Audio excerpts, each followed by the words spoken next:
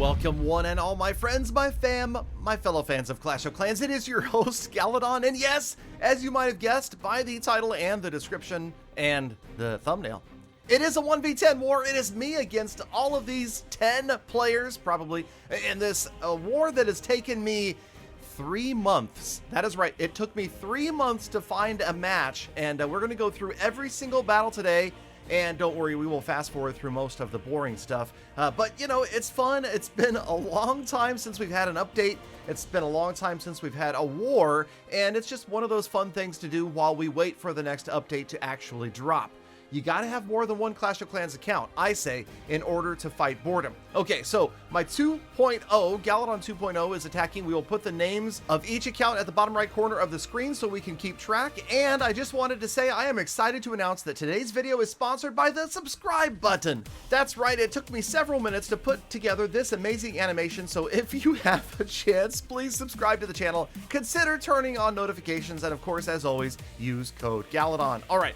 So yes, this will be the only attack that we don't play at fast forward because I had a lot of things to say, okay? But the rest of the attacks will be fast forwarded quite a bit.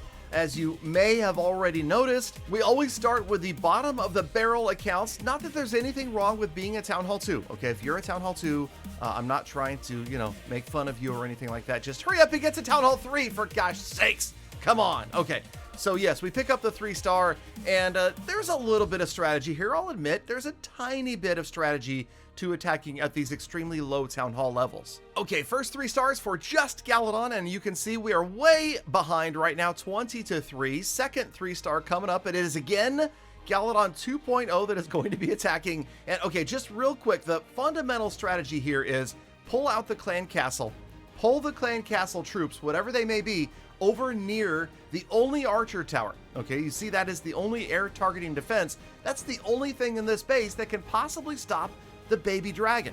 So once you've got the CC troops out towards that archer tower, outside of the range, you drop your baby dragon. Then I use my barbarians and archers to tank for the baby dragon so that the archer tower doesn't target it. That way it can destroy the entire village. And that's pretty much all there is to it. Just a matter of waiting. The baby dragon will have more than enough time to wipe out every single structure, and voila, you have a 3-star. Now things are going to get a little bit tougher, but as you may have seen, there's only 3 Town Hall 14s in each of these 2 clans facing each other, and those are really the attacks that matter.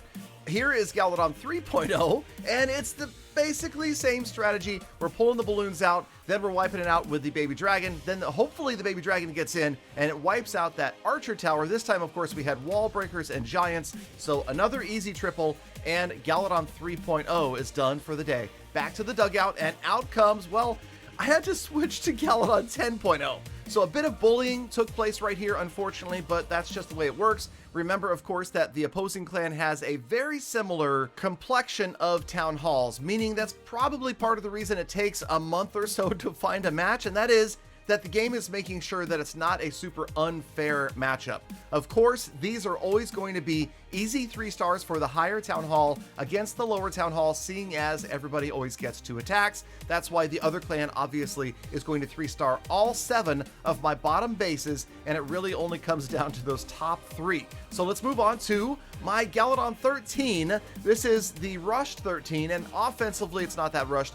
Defensively, obviously, pretty bad, pretty ugly. It's going to get tripled. It used to be part of the whole engineering process, right? Have a high-level army for your town hall and low-level defenses, but this isn't really so much an engineered clan like maybe back in the olden days of Clash of Clans. People would talk about these type of clans put together specifically to pick up war wins. Here we've got Galadon 13.0 now going after a Town Hall 12, and I'll admit, this is fun stuff. I'm actually enjoying this. It's fun to get some easy attacks once in a while, and it's just different to use all of these different accounts, although someday my plan is to do a 15v15 war with 15 accounts, 1 of each Town Hall level. That actually could be tough with it. Never mind. Okay, okay, check this one out. Galadon 14. Huh? Yes, it is the only Town Hall 14 account in all of Clash of Clans that has no heroes. That is true. Check it out, and I dare you to find me another one that doesn't. We didn't have a lot of success attacking a Town Hall 14 with no heroes, so we switched on over to Galadon 14.0. Gem Farm Picks Max That Rush, aka the $7,000 accounts, and here is, you guys ready for this? Okay, their bases numbers 3, 2, and 1 were all this exact same base design. Oh, so quick tip, folks. If you want to win Clan Wars, make sure you're not all using the same base. It's generally not a good idea. And it turns out that even the hidden Teslas next to the Eagle artillery were all in the same spot. This was a general strategy that I use whenever I find this 5 on the die or pentagram or pentagon, or I don't know what you call this base, but you know, this typical, you know, 5 looking, I don't know, is there a name for this base? There probably is, and the comments are gonna let me know, I'm sure. But yeah, so this is generally the strategy. And now on paper, what it says is, for me, what I say is, the Archer Queen goes on the right-hand side, takes out the Eagle, the Barbarian King goes on the left-hand side, finishes the funnel. From 12 o'clock in go the Miners and the Hog Riders, and they go and wipe out the Town Hall. Well, with those double walls in the core, it doesn't always happen. In fact, I don't think it ever happened in any of these 3 attacks, but it works out every single time, more or less, we hope. And that was the first of the 3 Town Hall 14s. We pick up the 3-star, and now we move on to the big guns. It is the $75,000, that's embarrassing to say. It's the $75,000 maxed Town Hall 14.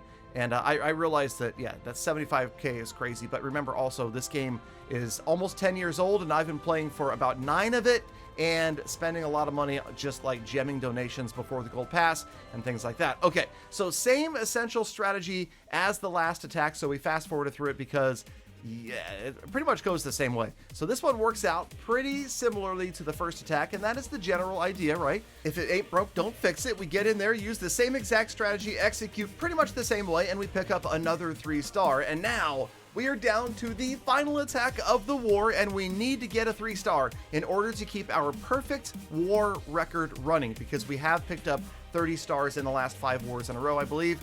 Okay. Now, we've got good news and bad news on this last base. The good news is it's the same base design as the last 2. The bad news is things don't go exactly the same.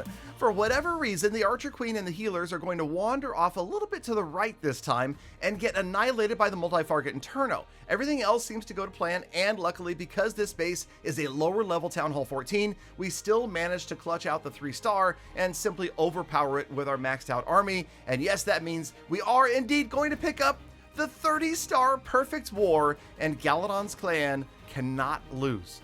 All right, so there you go. Always looks good, got it done. I would have waited until the last minute to do this, but the war ended in the middle of the night. So yeah, we wake up the next morning, the war is over, and guess what? It's time to go try to find another one. Let's go, Galafam. Thank you so much, one and all, for sticking around all the way to the end of the episode. I hope you enjoyed it, and I do love, think about, and appreciate every single one of you every single day. So get out there, make the best of the rest of your day, week, month, and year. Be kind to other people, animals, and planet. I'll see you back here again tomorrow for more full attacks.